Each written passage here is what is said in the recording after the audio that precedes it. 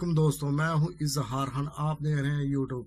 तो इस वीडियो में मैं आपको दिखाने वाला हूं कि किस तरीके से कैपरी के प्रेशर को चेक किया जाता है और अगर कैपरी ब्लॉकेज हो पार्शली तो उसको वॉश किस तरीके से किया जाता है। ठीक है दोस्तों, इससे पहले कि हम वीडियो की तरफ जाए, आपसे एक रिक्वेस्ट है, आप इस चैनल पर नए हैं तो इसको सब्सक्राइब ज़रूर कर लें और इसको ज़्यादा से ज़्यादा शेयर करें, बेल के बटन को पुश कर दें ताकि हर आने वाली नई वीडियो आप तक इजीली पहुंच सके नोटिफिकेशन के। अगर आपको ये वीडियो पसंद नहीं आती तो आप डिसलाइक भी कर सकते हैं।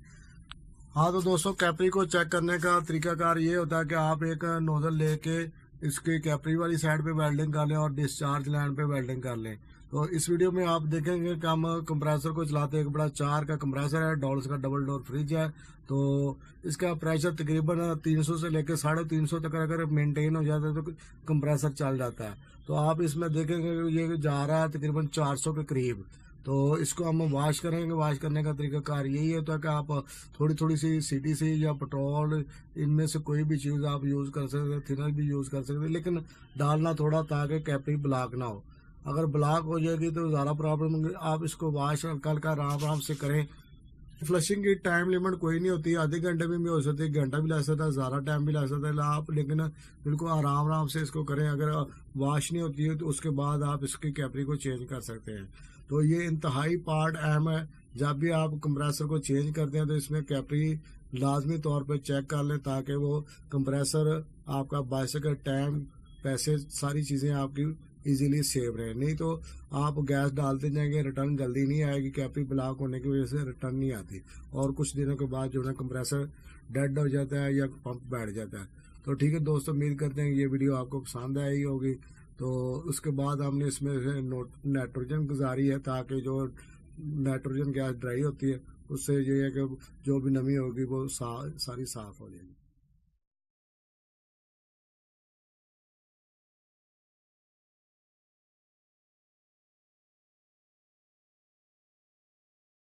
यूज़ कर सकते हैं, आप पेट्रोल भी यूज़ कर सकते हैं। ड्रॉपर हम यूज़ करेंगे इसमें इंजेक्शन, तो इससे इजीली नोजल में जो है ना CTC हो या पेट्रोल हो, कोई भी चीज़ डाल के आप वॉश कर सकते हैं।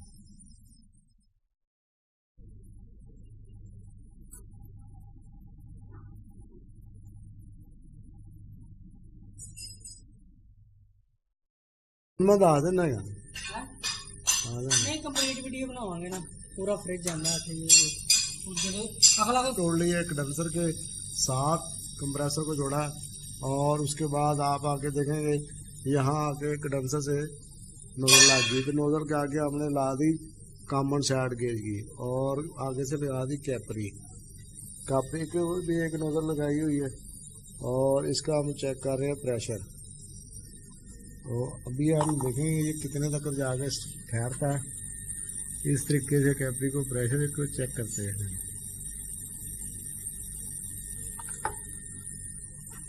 और इधर से एयर को आना चाहिए। इधर से आप देख रहे होंगे आ रहा है प्रेशर।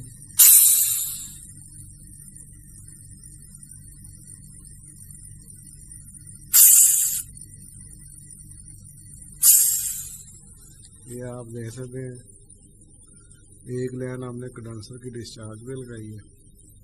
हम इसके साथ अटैच किया, जो कंप्रेसर लगाना है वही अटैच किया हूँ। इसको आप देख सकते हैं, ये 400 के करीब पहुँच गया प्रेशर। उसका मतलब कैपरी जो है ना वॉश होने वाली है। कैपरी आप देख सकते हैं 400 पे प्रेशर है, ये वॉश होगी। इसको हम CTC से वॉश करते हैं। पहले इसको हम वैसे ही फ्लश करेंगे, उसके बाद जो है ना प्रेशर थोड़ा सा कम आ गया। आप देख सकते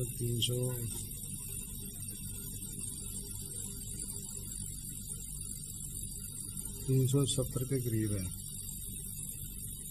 तो अभी हम इसको थोड़ा सा देख लेते हैं, उसके बाद हम CTC इसमें डालेंगे।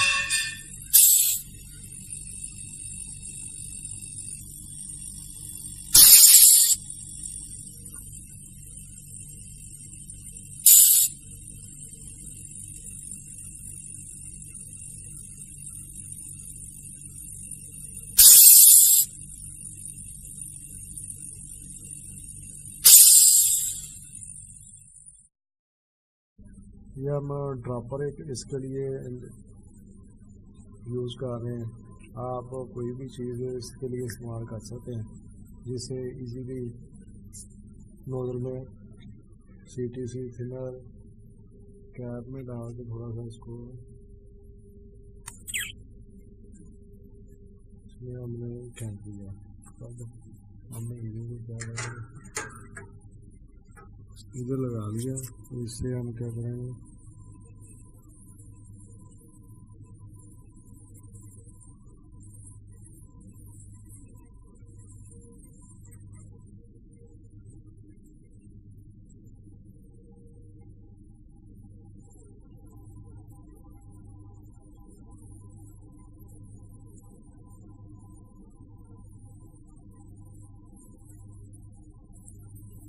अभी हम लैंड को लगा के तो कर लेंगे कंप्रेसर को ऑन।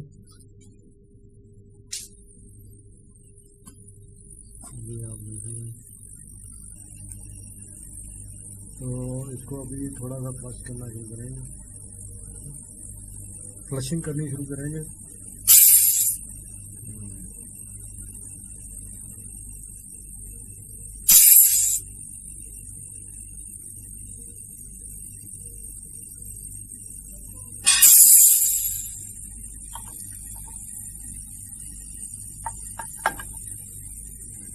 अभी आप देख सकते हैं कि 310 के करीब आ गया प्रेशर इसका, 10 से 15 के करीब आ गया। तो पहले तकरीबन 400 के करीब था, उसके बाद थोड़ा सा कम होगा। अभी हम थोड़ी देर इसको चेक करेंगे मज़ीद, तो दोबारा थोड़ी सी CTC डाल लेंगे। 350 के करीब तक ठीक रहता है प्रेशर, 300 आ जाए तो सबसे बेस्ट है। तो इसमें अभी हम मज़ीद CTC डाल के थोड़ी देर फ्लशिंग कर लेंगे।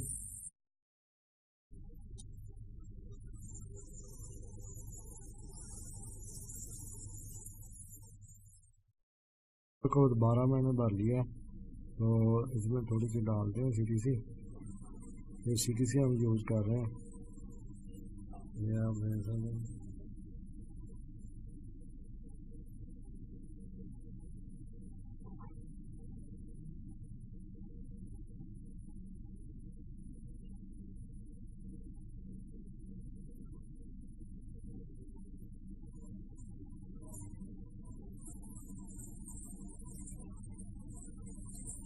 तो अब हम दोबारा कंप्रेसर को लाइन लगा के चालू करते हैं कंप्रेसर को। अभी कंप्रेसर को ऑन करने लगाऊंगा, तो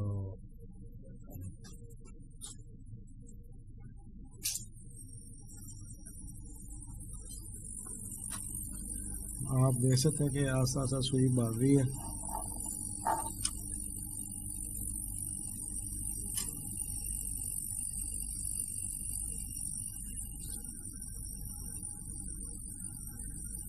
तो हल्का सा मैं इसको प्रेशर को रोक रोक के छोड़ता हूँ।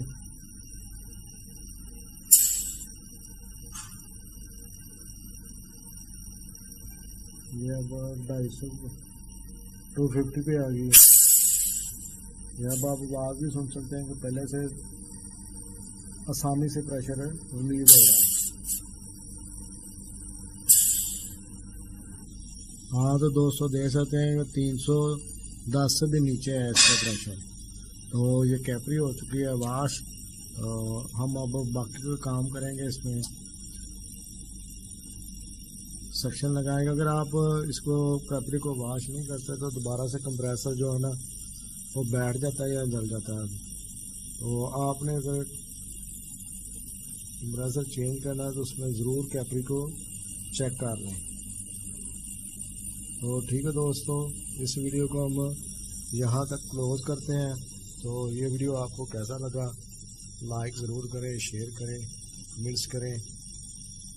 तो ठीक है दोस्तों, मिलेंगे नेक्स्ट वीडियो में। तब तक के लिए अल्लाह हाफ़िज़।